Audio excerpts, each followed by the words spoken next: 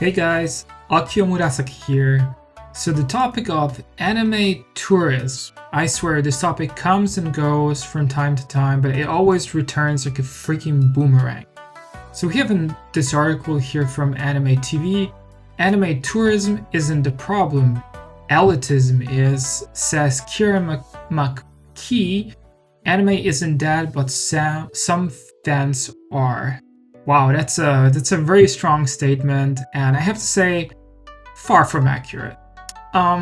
There's a couple of things, I think one paragraph that the article gets right, but it unfortunately gets literally everything else wrong, especially when it comes to what tourists are and why are they a problem in the anime community, and more kind of, I guess mostly in the anime community, but they're also present maybe a little bit in the manga community. I've seen this in the past. I'm going to give a couple of examples later which might be relevant. But in general, in all different fandoms, not just related to Japanese pop media, we have a problem with tourism. Yes, that's a new phenomenon, or rather an old phenomenon, but now it finally has a single name. So what does the article say here? Two opening paragraphs. Every community that grows eventually forgets what it felt like to be small. Anime used to be a secret handshake, something whispered about in school hallways, traded on burned CDs, well, okay, fair enough, and defended against ridicule. All of these things are true. Although I do remember that it wasn't really burned CDs, but it was mostly TV, and then when finally internet became a thing, we started watching anime on YouTube, reading manga on scanlation sites, and also on the first streaming sites, which was basically a repackaged Mega Drive or whatever Mega Video links kind of collated together into some kind of platform. But that was the beginning of I think anime in the West, more or less. That kind of broader accessibility. I'm saying beginning, not really beginning, but it was mostly TV, and then YouTube, and then I guess when those anime sites started popping up, then also that. It was and this is very important to highlight, it was a culture built by outcasts who found meaning in stories that the mainstream ignored. I'm going to put aside the mainstream ignored because that's not really the point here, but it was a culture built by outcasts who found meaning in certain stories that were different from the ones that were commonly known and depicted in Western cartoons. So that's definitely a key binding factor in kind of the early weeb communities.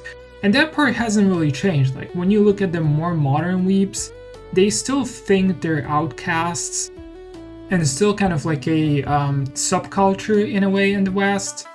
And when you talk to these people, when you are part of the community, you kind of understand what are the common features all of us have. Like a lot of the people are introverts, for instance, or a lot of them still feel like anime, manga, and Japanese games are kind of like a niche hobby.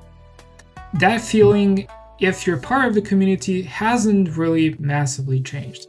But later Kieran writes, now that same culture fills stadiums, dominates streaming platforms, that is true, because of the superior quality of anime, and trends across social media daily, that is also true.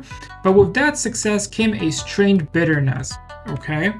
And this one's an interesting one. This is the first one where I really strongly disagree. The very people who once begged for anime to be accepted are now the ones resenting how popular it became. I'm going to be honest with you, Kieran, here. No one who was a part of the anime community begged for it to be accepted. That is not a thing. The only thing we kind of wanted is for anime to not be considered some kind of like a weird niche degenerate hobby. That was kind of the bottom line. That was our only expectation. No one was begging for anime to be accepted and considered like a mainstream thing or anything. Well, I mean, he says here to be accepted, yes, but it was mostly accepted as in not being treated as kind of like a weird niche hobby that people should be afraid of or guilty of or something. And then basically he goes into defining what a tourist is, which I think is a fairly apt definition. The word tourist in the anime world, and also as I mentioned in the manga world, doesn't mean someone traveling to Japan or visiting anime landmarks. Wow, that's very, very funny. It's a new kind of label, one meant to draw a line between real fans and fake ones that is accurate. An anime tourist is someone who only watches what's trending, the meme-fueled, algorithm-boosted titles like Jujutsu Kaisen, Chainsaw Man, Demon Slayer, well, I mean, it's the same title essentially, and Attack on Titan. And that is actually true. Yeah, he's getting the word tourist quite accurately described here. That is absolutely true. This is who tourists are. These are people who jumped into the anime community and into kind of the weeb culture. I would say that it has been a bit of a problem in the past, but the frictions were not as big in the past. But it has kind of aggravated a little bit, or quite strongly, during Corona when a lot of new people jumped in. And so one thing that he kind of leaves out here, but he points out the features of a tourist, is that these people are not really interested in anime as such. They're interested in the main titles, in the biggest, more popular stuff. They're interested in memes. They're interested in, whatever is trending, whatever is catchy and new on TikTok, for instance. And they primarily interact with the fandom. They interact with the thing that they're kind of watching via these memes and, and shorts and everything. They're not really honestly engaging with the material itself. I'm going to give you a bit of a story related to Chainsaw Man. I think I started reading it might have been actually during Corona. Although I have to say that I've actually been reading Chainsaw Man in Japanese, so my impression is a little different than the majority of the fans.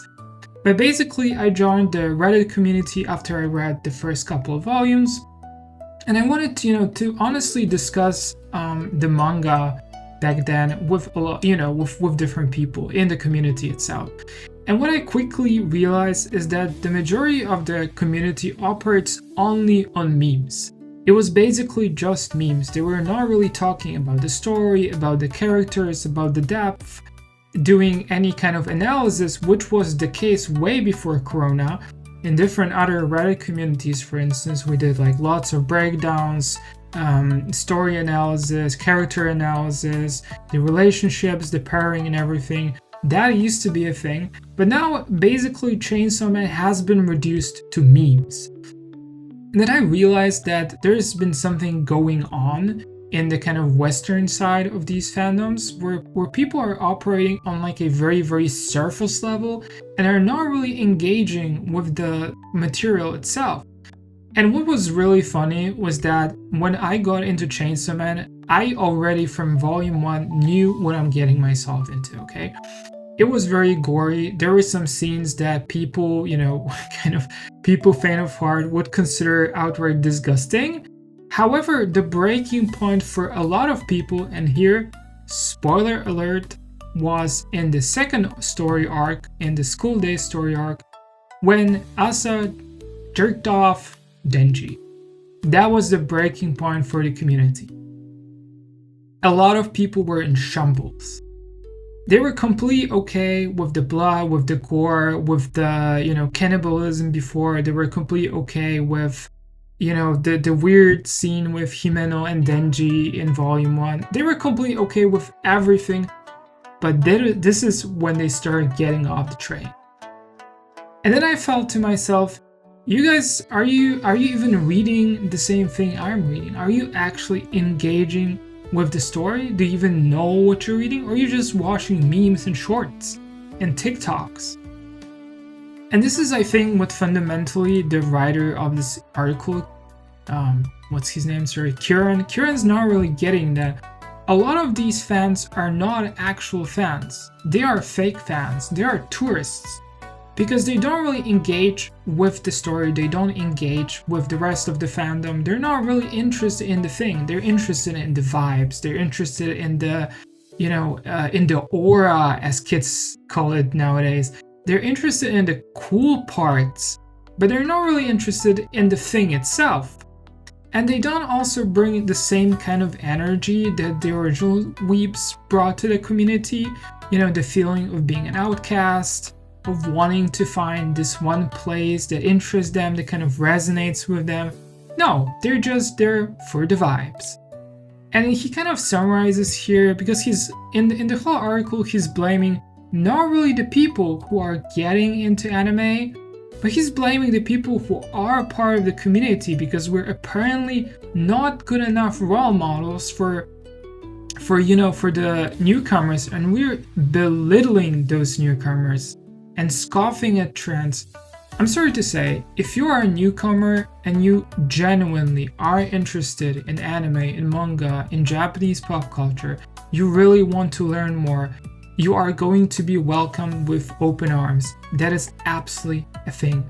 The problem are people who are not really interacting with the thing. They don't want to get deeper. They're just for the vibes. They see something before they even start reading the story. They already have a made-up mind.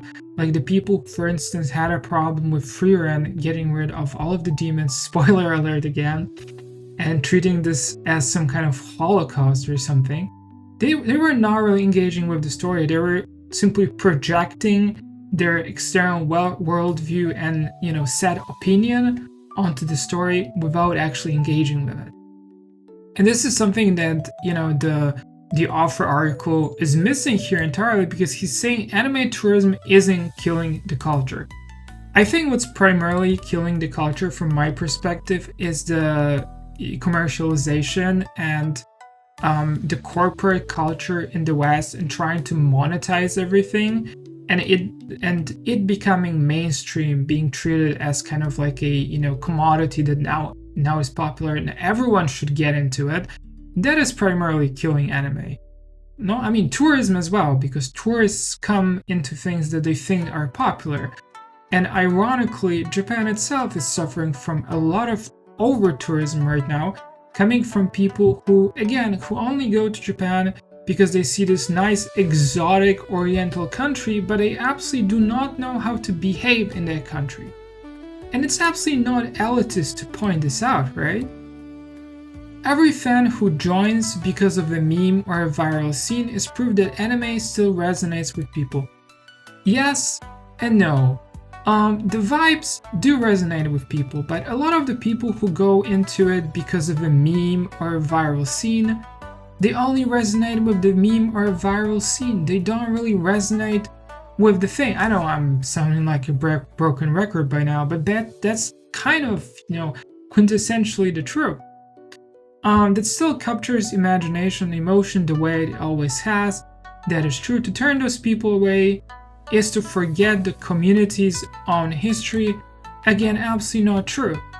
In the past, if you got into anime, if you got into manga, you got into it because of what it was. I think a lot of us do remember the time of, because here he says, we were all tourists once. That is not true. A lot of us got into it because it felt special, because it felt unique, and we had a lot more humility coming into it. The impression we had was like, this is something new, we're getting into it, we don't know what it is, but we want to be respectful, okay? We might not like this series, but it's okay if other people like this series. Currently, it's like this. Tourists come in and they say, oh, anime is political. Or they say, for instance, this fan service needs to be removed because it's problematic. It's not. Don't pretend this. That's the whole problem. A lot of us, like some of us, might not always like fan service and everything, but there is something to be discussed, and it's completely different from people just jumping in and showing a complete lack of respect for the fandom. And as I kind of mentioned at the very beginning, this is not a problem with only anime and manga. This is a broader problem with other fandoms as well, which are becoming mainstream and are being aggressively monetized by, for instance, the likes of Netflix or Amazon via its Prime subscription. And I also mentioned that this is not a new problem. it absolutely is not a new problem. I actually found this thread here from Anime News Network from, well, look at the date here, 2008, that's been a while now. And they're discussing fan service. Is fan service necessary? You know what's the funny thing here? These are the exact same talking points that we are hearing nowadays in 2025. Yes, the discussion has not moved 1 inch when it comes to whether we need or not need fan service in anime. But there's also something else to this. I've read through this entire thread here, and the interesting thing, there's some people just being a little mean and stuff, but like, the way the discussion here is handled is completely different. It's very civil. It's not something you are going to see on social media anymore, right? Now it's all polarized and hyper-aggressive. Like here, for instance, something, or I don't think this one mentioned here, but someone here in this thread mentioned how, like, you might not like it, but it's okay. Do not complain, do not blame those of us who actually do like fan service. Oh, there it is. This one sentence I wanted. If you don't like it, don't watch it, and don't act like there is something wrong with those of us who do like it. It is critical, but it's kind of a neutral statement here. Nowadays, if you go to Twitter, you're going to see people throwing slurs at each other. Absolutely, that is the first thing. Lots of aggressive, highly polarized reactions. So that part has changed, but the problem has not changed. You will constantly see people coming in, and being like, oh, I don't like the amount of fan service here. Why does it have fan service? Well, because fan service is a part of the culture. If you don't like it, you either continue watching the show or pick something else. Not everything has copious amounts of fan service, right? But yeah. But that's basically where I wanted to end this video. Is anime tourism a problem? Yes. Tourism is the problem, not elitism, Mr. Kieran. So yeah, that's how I wanted to end it, and see you guys in the next one. Mata ne!